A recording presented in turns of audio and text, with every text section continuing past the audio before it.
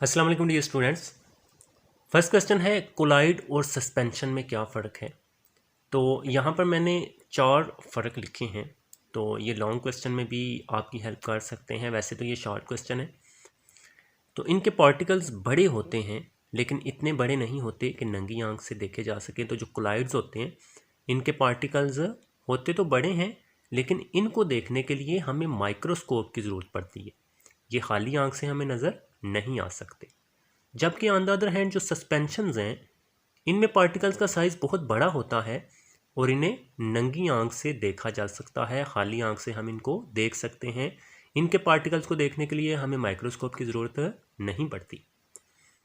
अच्छा, कोलाइड के पार्टिकल्स रोशनी को मुंतशिर कर देते हैं यानी रोशनी को गुजरने देते हैं।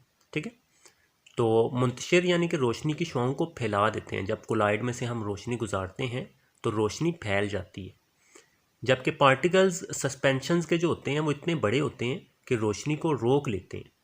ये रोशनी को गुजरने ही नहीं देते। जो सस्पेंशंस हैं उनमें से रोशनी गुजर ही नहीं सकती एंड कोलाइड्स में से रोशनी गुजर सकती है।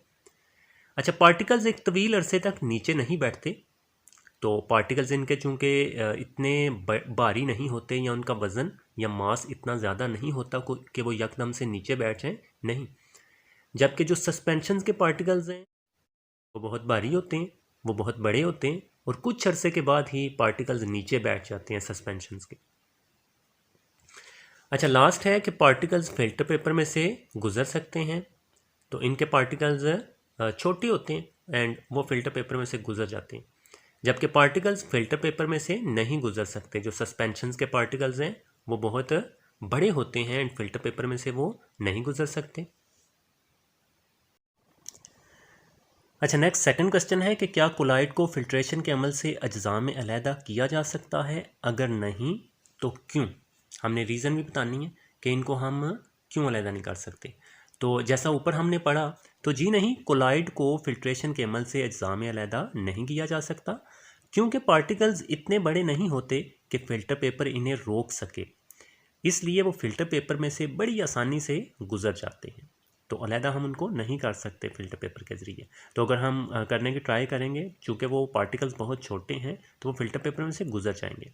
अच्छा, थर्ड क्वेश्चन की तरफ पढ़ते हैं। कोलाइड्स इस कदर क़याम पज़ीर क्यों होते हैं। तो क़याम पज़ीर स्टूडेंट्स आप ये समझ लें कि ये अपना आप क्यों बरकरार रखते हैं, यानी कि जो पार्टिकल्स हैं वो नीचे क्यों नहीं बैठते।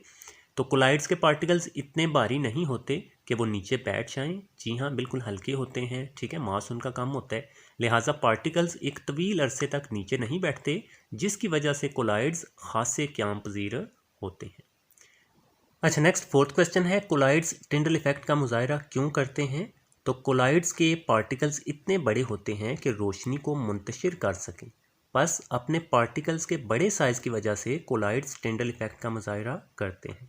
तो स्टूडेंट्स, जो कोलाइड्स के पार्टिकल्स होते हैं वो इतने बड़े होते हैं कि जब इनमें से हम रोशनी गुजारते हैं तो रोशनी की जो शुआएँ हैं वो फैल जाती हैं, वो मुंतशिर हो जाती हैं। ठीक है, तो इस बड़े साइज़ की वजह से, जो पार्टिकल्स का साइज़ है वो बड़ा होने की वजह से कोलाइड्स ये टिंडल इफेक्ट का मुजाहरा करते हैं। अच्छा, नेक्स्ट क्वेश्चन भी रिलेटेड है ऊपर वाले क्वेश्चन से। तो टिंडल इफेक्ट क्या है और इसका इन्हिसार किन फैक्टर्स पर है। तो कोलाइड्स के पार्टिकल्स इतने बड़े होते हैं कि रोशनी को मुंतशिर कर सकें। ऊपर वाली बात ही है ना, इससे टिंडल इफेक्ट कहते हैं। तो यही जो प्रोसेस है या ये जो मज़र है इसे हम टिंडल इफेक्ट कहते हैं कि जो कोलाइड्स हैं वो रोशनी की शुआओं को मुंतशिर कर देते हैं क्योंकि उनके पार्टिकल्स बड़े होते हैं।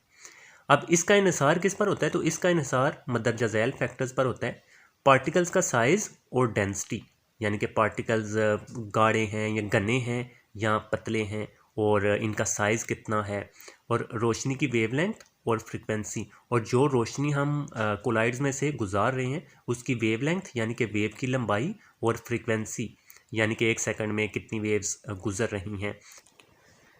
अच्छा, नेक्स्ट क्वेश्चन है, इनमें से कोलाइड्स और सस्पेंशंस को अलग करें। तो पेंट्स, दूध, मिल्क ऑफ मैग्नीशिया एंड साबुन का सलूशन। तो स्टूडेंट्स, जो अगर हम सस्पेंशंस की बात करें तो हमें पता है कि ये बहुत गाढ़े होते हैं, इनमें से रोशनी नहीं गुजर सकती।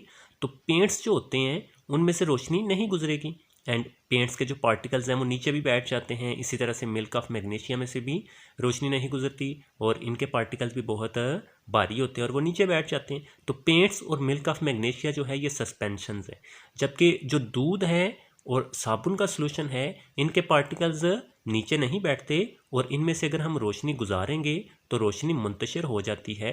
तो बस दूध और साबुन का सोल्यूशन जो है ये कोलाइड्स हैं।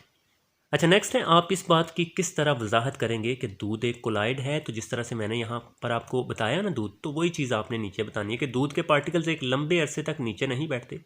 तो दूध अगर हम रख दें एक जगह पर तो ऐसा तो नहीं होता कि उसके पार्टिकल जो हैं वो नीचे बैठ जाएं और नीचे से दूध जो है वो गाढ़ा हो जाए, और ये रोशनी को मुंतशिर भी कर देता है। तो अगर हम दूध में से रोशनी गुजारने की कोशिश करें तो रोशनी फैल जाती है, यानी कि टिंडल इफेक्ट का मुजाहरा करता है दूध। अब जिससे साबित होता है कि दूध एक कोलाइड है।